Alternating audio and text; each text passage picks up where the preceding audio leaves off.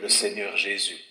Mais la communion fraternelle, chers frères et sœurs, elle est indispensable si nous voulons vivre ensemble avec Christ. Le fait de pouvoir ouvrir un peu notre esprit, si vous me permettez de le dire ainsi, et d'avoir cette capacité de voir au-delà de notre propre personne, comprendre d'autres générations aujourd'hui, comprendre que les jeunes aujourd'hui ne vivent pas leur foi comme nous l'avons vécu à leur vie, à leur époque, à leur âge. Comprendre cela et accepter, puis faire un pas, mettre peut-être certaines traditions un peu néo-apostoliques, un peu de côté, comme le disait un apôtre de Distri récemment, pour faire un peu de la place. Ça n'enlève rien en la force de l'enseignement des apôtres et de l'enseignement de Jésus. Les traditions qu'on a peut-être cultivées depuis des décennies, c'est pas ça qui crée le salut de notre âme. Je ne dis pas qu'elles ne sont pas utiles ou qu'elles n'ont pas été utiles, mais aujourd'hui il faut faire un peu de place. Il y a des enfants que je vois là-bas, tout au bout de la salle. Il faut faire de la place pour nos enfants, pour les générations qui viennent.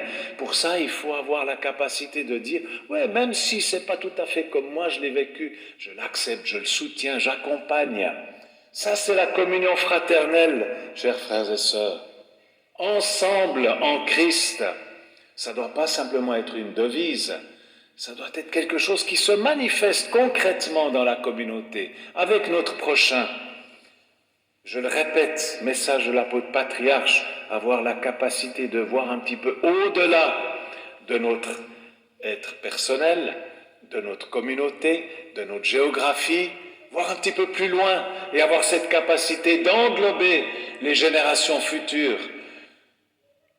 Les valeurs chrétiennes, chers jeunes, chers enfants, donnent du sens à notre vie. Et c'est toujours d'actualité aujourd'hui. Mais parfois certaines traditions pourraient un petit peu empêcher ces jeunes générations de trouver leur place. C'est pour ça qu'il faut parfois les mettre un peu de côté. Mais vous comprenez le sens de ce que je dis là, j'en suis sûr. Faire de la place et accepter que les jeunes peut-être vivent leur foi d'une manière différente. Mais ce qui est important, chers frères et sœurs, la communion en le Dieu trine, la communion dans le service divin, la communion fraternelle. Alors on voit ce que cela représente et on comprend mieux encore ce que l'apôtre patriarche veut nous donner ce matin, l'élan qu'il veut nous donner pour cette nouvelle année, ensemble en Christ. C'est pas juste une devise, c'est pas juste une image. Lorsqu'on l'approfondit, justement avec les pensées de ce matin, on se rend compte qu'il y a énormément de richesse. Et puis un dernier point cité par notre apôtre patriarche, c'est ensemble avec nos défunts, ceux qui nous ont devancés dans les domaines de l'au-delà. Et chers frères et sœurs, là aussi, nous le savons, nous le croyons, il se prépare aussi avec nous pour vivre ce que Jésus a dit aux disciples à l'époque. Il se prépare pour faire partie de ce champ, de cette communion, de cette communauté qui arrive à maturation, à maturité. Ils font partie de cette communion et nous les englobons, pas seulement lorsqu'il y a un service divin en faveur des défunts. Nous voulons les englober dans notre cœur, dans nos prières, c'est ce que nous faisons.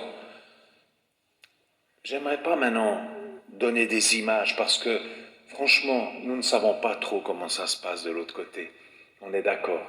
Et on ne veut pas donner des images qui finalement dépassent notre connaissance. Mais nous croyons que ces âmes qui nous ont devancés, nos bien-aimés, se préparent aussi pour vivre ce jour où Jésus reviendra. Nous croyons que ces âmes profitent de la parole. Nous croyons que ces âmes profitent de la Sainte Seine qui leur est aussi offerte et qui est célébrée chaque dimanche par l'apostolat.